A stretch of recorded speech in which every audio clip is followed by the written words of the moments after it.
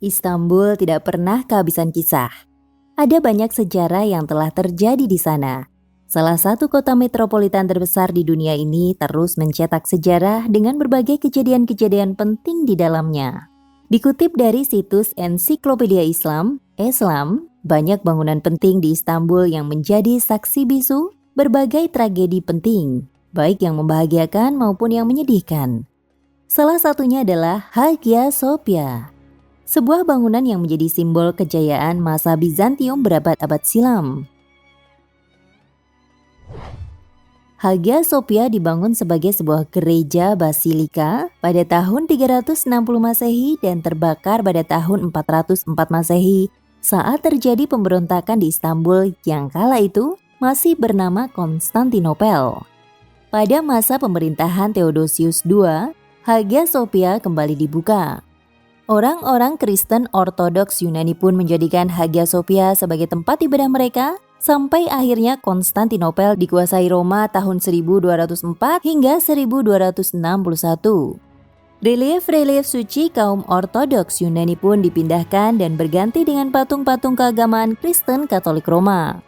Sampai berakhirnya kekuasaan bangsa Katolik Roma, Hagia Sophia menjadi gereja terbesar di dunia.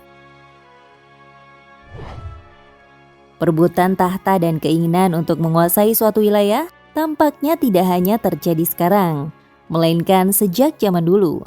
Letaknya yang strategis yang berada di dua benua, Asia dan Eropa, serta dikelilingi 3 lautan sekaligus, yaitu Selat Bosporus, Laut Marmara, dan Selat Tanduk Emas menjadikan banyak orang memiliki hasrat yang kuat untuk menaklukkan Konstantinopel. Konstantinopel yang digadang-gadang memiliki benteng kokoh tak tembus serangan musuh, akhirnya ditaklukkan oleh Sultan Al-Fatih atau yang lebih dikenal dengan Sultan Mehmed II dari bangsa Osmani pada 29 Mei 1453. Sejak saat itu pula, Hagia Sophia menjadi milik Osmani.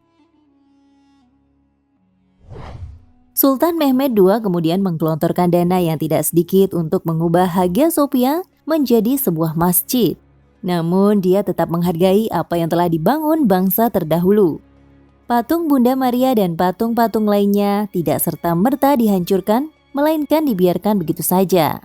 Sejak berakhirnya kekuasaan Osmani dan berganti menjadi Republik Turki pada tahun 1923, penguasa Turki saat itu, Mustafa Kemal Atatürk, Hagia Sophia dialihfungsikan menjadi sebuah museum yang terbuka untuk umum.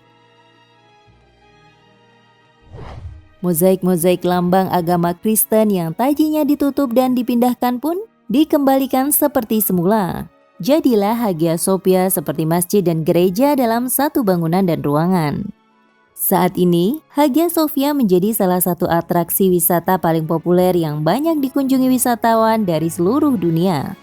Saat masuk ke ruangan utamanya, kamu akan takjub dengan pemandangan kaligrafi Arab bertuliskan Allah dan Muhammad. Khulafaur Rasyidin dan kedua cucu Rasulullah, Hasan dan Hussein, berdampingan dengan patung Bunda Maria dan malaikat agama Kristen, serta patung-patung milik umat Kristiani lainnya. Tengadahkan sejenak kepalamu ke atas dan lihat betapa megahnya 4 kubah yang baru dibuat pada masa Osmani setelah Hagia Sophia dijadikan masjid. Dari lantai 1, lanjutkan perjalanan ke lantai 2. Jalan yang harus kamu lalui menuju lantai 2 bukanlah tangga seperti bangunan bertingkat pada umumnya, melainkan sebuah lorong alami dari batu alam seperti sebuah lorong rahasia. Meskipun jalan menuju lantai 2 ini tidak ramah bagi pengguna kursi roda, namun cukup bisa mengembalikan ingatan kita pada masa di mana Hagia Sophia baru dibangun, saat teknologi belum secanggih sekarang. Bagi kamu umat Kristiani, lantai 2 adalah tempat yang paling tepat untuk mengagumi patung Yesus secara lebih dekat. Patung Sang Juru Selamat ini tidak terlalu detail jika dilihat dari lantai 1. Banyak pula wisatawan yang mengambil fotonya dari sini. Dari lantai ini pula semakin disadarkan bahwa tempat ini pernah menjadi tempat berkumpulnya umat Kristiani untuk mendekatkan diri mereka kepada Tuhan. Begitu pula dengan umat Muslim yang pernah menjalankan ibadah 5 kali sehari di tempat ini. Berdasarkan keterangan dari situs informasi wisata Istanbul, Hagia Sophia buka setiap hari. Musim panas dibuka mulai jam 9 pagi sampai jam 7 malam, sedangkan musim dingin hanya sampai jam 5 sore. Tiket masuknya sebesar 40 lira atau setara Rp180.000.